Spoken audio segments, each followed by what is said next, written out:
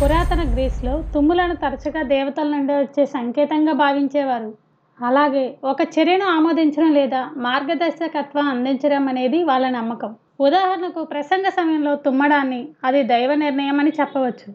అలా కొన్ని సంస్కృతుల్లో తుమ్ములు అదృష్టాన్ని తెస్తాయని నమ్ముతారు. ముఖ్యంగా రోజుల్లో కొన్ని సమయాల్లో లేదా నిర్దిష్ట కార్యకలాపాల సమయంలో జరిగితేనే నమ్మేవారట. ఒక కాయిన్‌కి 2 సైడులు ఉన్నట్టు మంచి ఉంటే చెడు కూడా ఉంటుంది కదా! తుమ్మడం వల్ల శరీరం నుండి దుష్ట శక్తులు బయటకు పోతాయని కొందరు నమ్మారు. కానీ అది ఇతరుల ఆత్మల శరీరంలో ప్రవేశించే అవకాశాన్ని కూడా సృష్టిస్తుందని కూడా నమ్మారు.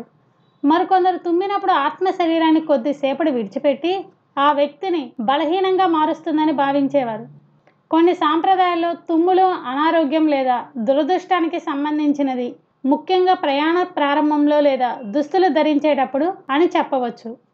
ఇలా తుమ్మిన ప్రతి వ్యక్తిని దుష్ట శక్తుల నుండి లేదా అనారోగ్యం నుండి రక్షించడానికి ఒక మార్గంగా గాడ్ బ్లెస్ యూ అని చెప్పే ఆచారం ఉంది. విష్ణు పురాణంలో ఒకటైన వేదవ్యాసుడు రాసిన గరుడ పురాణంలో తుమ్ములు మంచి చెడుల సంకేతమని ఎక్కడా ప్రచురించబడలేదు.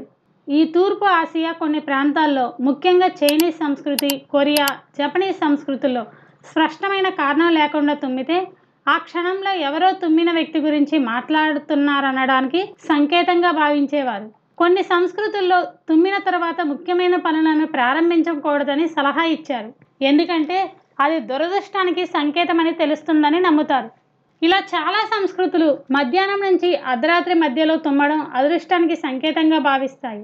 మరికొందరు దాన్ని చెడు సంకేతంగా భావిస్తారు. మరికొన్నిట్లో దుస్తులు ధరించేటప్పుడు తుమ్మితే ఆ రోజు ఏదో చెడు జరుగుతుందని కొందరు నమ్ముతారు. ఎవరైనా బూట్లు వేసుకునేటప్పుడు తుమ్మితే కొందరు తిరిగి పడుకోవాలని నమ్ముతారు. ఎందుకంటే అది చెడ్డ శకునంగా ఉండవచ్చు. హిందూ సాంప్రదాయాల్లో తుమ్ములు కేవలం శారీరక ప్రతిచర్య కంటే ఎక్కువ. దీన్ని తరచుగా సాంకేతిక అర్థం కలిగిన శకునంగా లేదా సంకేతకంగా చూసేవాళ్ళు. విభిన్న వివరణలు ఉన్నాయి. కొన్నిసార్లు దీన్ని శుభంతో, మరికొన్నిసార్లు అశుభంతో అనుసంధిస్తాయి.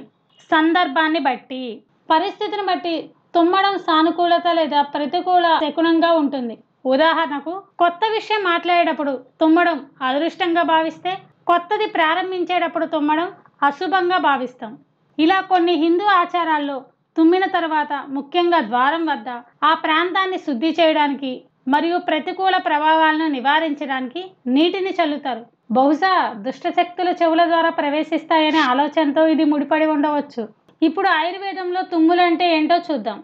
ఈ వ్యాసం మొదట TNIEలో మార్చి 25, 2023న ప్రచురించబడింది. తుమ్ము అనేది ఋతువుల్లో మార్పు మరో లక్ష్యం మాత్రమే కాదు. ఇది శరీరంలో కఫ మరియు పిత్త దోషాల అంతర్లీన అసమతుల్యతను సూచిస్తుంది. ఇలా ఎన్నో సందేహాలు దీనికి ముడిపడి ఉన్నాయి. దీంతో శాస్త్రవేత్తలు దీన్ని అధ్యయనం చేయడం మొదలుపెట్టారు. ఇలా కొంతకాలం తర్వాత శాస్త్రవేత్తలు చెప్పిన సమాధానానికి అందరూ ఆశ్చర్యపోయారు. స్టాన్ఫోర్డ్ అండ్ మయో క్లినిక్ స్టడీస్లో తుమ్ము అనేది శరీరం రక్షణ వ్యవస్థలో ఒక భాగమని శాస్త్రవేత్తలు చెబుతున్నారు. వైరస్లు, బ్యాక్టీరియా వ్యాప్తిని తగ్గించడానికి, దుమ్ము ధూళి నుండి ముక్కును శుభ్రం చేయడానికి ఇది ఎంత ముఖ్యమో పరిశోధనలు నిరూపించాయి. దీనివల్ల ఇంకా ప్రయోజనాలు ఉన్నాయి అంటున్నారు శాస్త్రవేత్తలు. స్నీజింగ్ని mini reboot of brain, reset of natural passage plus neural activity. కొన్ని ప్రాంతాల్లో భోజనం చేసిన తర్వాత తుమ్మితే అరుగుదలకు మంచిది అంటున్నారు. లంగ్స్ కెపాసిటీని కూడా ఇంక్రీజ్ చేసి అవసరమైన కణాలు, సూక్ష్మ క్రిములను బయటకు పంపడం ద్వారా ఇన్ఫెక్షన్లు రాకుండా సహాయపడుతుంది. మరి చాలామంది తుమ్ములు ఆపుకుంటూ ఉంటారు. ఇలా చేస్తే ప్రమాదమని వైద్యులు అంటున్నారు.